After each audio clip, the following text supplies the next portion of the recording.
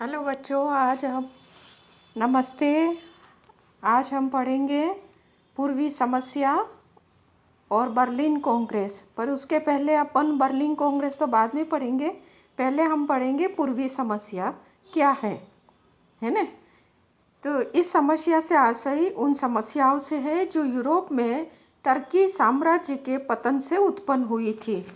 पूर्व में टर्की, तुर्की या ओटोमन साम्राज्य, कुछ भी इसके नाम आप कुछ भी कह सकते हो, है ना। तो ये 17वीं सदी के अंत तक वो अत्यंत ही शक्तिशाली था। तुर्की साम्राज्य जिसका यूरोप में वर्चस्व 17वीं सदी के अंत तक रहा था और इसका फलक यूरोप के अलावा एशिया और अफ्रीका में भी फैला हुआ था।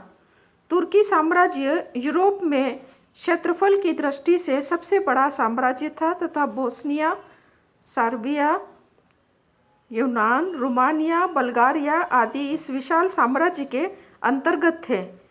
इन देशों के निवासी धर्म, भाषा, रक्त आदि से तुर्की से अलग थे।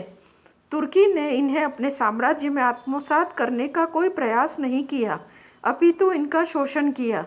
इसलिए ये सभी देश 18वीं सदी के आरंभ में तुर्की साम्राज्य के शोषण से मुक्त होना चाहते थे और अपनी स्वतंत्रता के लिए उतावले हो गए थे।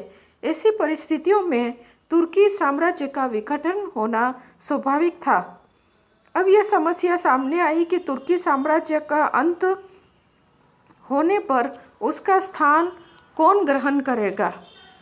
तुर्की साम्राज्य को विघटित होने से कैसे रोका जाए, और इन्हीं सब समस्या को हम पूर्वी समस्या कहते हैं। पूर्वी समस्या अलग अलग समय में अलग अलग रूपों में प्रकट हुई। शुरुआत में पतन की तरफ अग्रसर तुर्की की समस्याओं का फायदा ऑस्ट्रिया ने उठाना चाहा। फिर रूस सामने आया। 1820 के बाद यह पता चला कि रूस इसमें बेहद रुचि ले रहा है। तब अपने स्वार्थों के लिए इंग्लैंड, फ्रांस, ऑस्ट्रिया इस समस्या में कूद पड़े और यह समस्या जो है अंतर्राष्ट्रीय समस्या बन गई।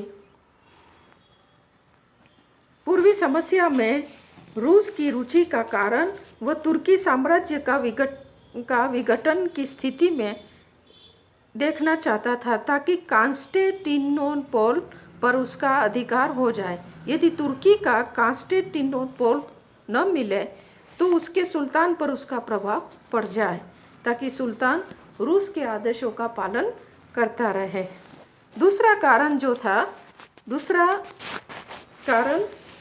रूस की रुचि का दूसरा कारण यह था कि रूस अपनी जल शक्ति बढ़ाना चाहता था।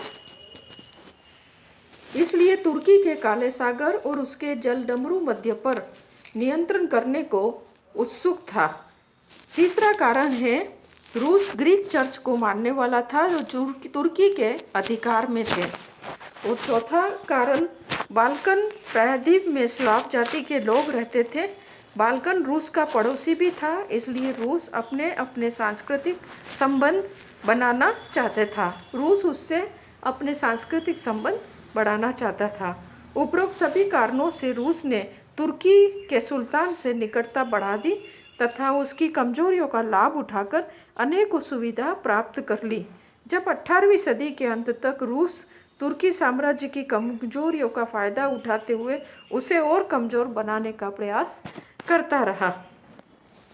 तो तुर्की को हथियाने के लिए यूरोपीय शक्तियों के जो हम स्वार्थ हैं वो क्या थे, उसमें रूस की क्या रुचि थी, वो हमने सबसे पहले पढ़ा। अब इसके बाद इंग्लैंड की रुचि के कारण हम पढ़ेंगे। तो उसका जो है दो कारण थे इसके। इंग्लैंड की रुचि के दो कारण थे। यदि रूस ने तुर्की साम्राज्य पर प्रभुत्व स्थापित कर दिया तो उसके एशियाई साम्राज्य की सुरक्षा को खतरा हो जाएगा। इसलिए वो रूस को रोकने के लिए तुर्की साम्राज्य के अस्तित्व को बनाए रखने का प्रयास करता रहा। और दूसरा है इंग्लैंड अपने व्यापारिक हितों की सुरक्षा करना चाहता था, यदि और शक्ति ने तुर्की साम्राज्य पर अगर कब्जा कर लेता है या कर दिया तो इंग्लैंड के व्यापारिक हितों को नुकसान पहुंच जाएगा। इसलिए इंग्लैंड तुर्की के साम्राज्य के अस्तित्व को बनाए रखने का निरंतर प्रयास करता रहा, है ना। अब तीसरा हम पढ़ेंगे ऑस्ट्रिया की रुचि के कारण क्या थे। तो पूर्वी समस्या में सबसे अधिक जो रुचि रखी थी और जो रुचि रखने वाला जो देश था वो ऑस्ट्रिया था, क्योंकि वो चारों ओर से ओटोमन साम्राज्य से घिरा हुआ था। इसलिए उसे समुद्री मार्ग चाहिए था जो उसे तुर्की या टर्की या ओटोमन जो भी कहे उससे प्राप्त हो सकता था, क्योंकि इससे उसे न केवल व्यापारिक लाभ हो सकता था बल्कि उसे साम्राज्य के विस्तार में भी आसानी हो सकती थी। ऑस्ट्रिया का व्यापक जो था मुख्यतः डैन्यूब नदी से होता था। दूसरी तरफ रूस काले सागर तक प्रभाव डालना चाहता था। इसलिए ऑस्ट्रिया नहीं चाहता था कि रूस डैन्यूब नदी के मुहाने तक अपनी गंदी नज़र डाले। इसलिए ऑस्ट्रिया इसे संदेह की नज़र से देखता था। दूसरा कारण जो ऑस्ट्रिया का है वो है ऑस्ट्रिया चाहता था कि बाल्कन में सर्बिया का राष्ट्रीय आंदोलन चल रहा है उसे कुचल दिया जाए, ताकि ऑस्ट्रिया के रहने वाले स्लाव इससे प्रोत्साहित होकर विद्रोह का झंडा नहीं गाड़ सके, जबकि रूस सर्व स्लाव आंदोलन को गुप्त रूप से आगे बढ़ाना चाहता था। अतः ऑस्ट्रिया की यह नीति थी कि रूस को आगे बढ़ने से रोक दिया जाएगा तो सर्बिया के आंदोलन का वैसा ही दमन हो जाएगा। अब है फ्रांस की रुचि के क्या कारण थे, है ना, तो वो हम पढ़ेंगे। पूर्वी समस्या में फ्रांस की जो रुचि थी वह राजनीतिक न होकर धार्मिक और व्यापारिक थी। तुर्की फ्रांस का पुराना मित्र था, इसलिए फ्रांस को तुर्की साम्राज्य में विशेष व्यापारिक सुविधा प्राप्त थी।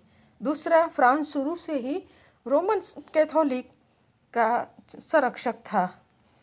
अब जो है जर्मनी की रुचि के कारण हम पढ़ेंगे कि जर्मनी की रुचि के कारण क्या थे। तो वो है पूर्वी समस्या में जर्मनी का एकमात्र स्वार्थ यह था कि वह इस क्षेत्र में रेल लाइन बिछाना चाहता था ताकि उसका व्यापार फल फूल सके। तो वस्तुतः पूर्वी समस्या ओटोमन तुर्की साम्राज्य के पतनोन्मुख स्थिति व यूरोपीय महाशक्तियों के परस्पर स्वार्थ के कारण उपजी थी। यह समस्या एक गठिया रोग के समान थी जो कभी हाथों को तो कभी टांगों को अशक्त कर देती थी, है ना, कभी हाथों को तो कभी टांगों को अशक्त कर देती थी। तो इस प्रकार हमने जो देखा है कि पूर्वी समस्या क्या थी, जो आज हमने पढ़ा है। ठीक है, थैंक यू, ओके।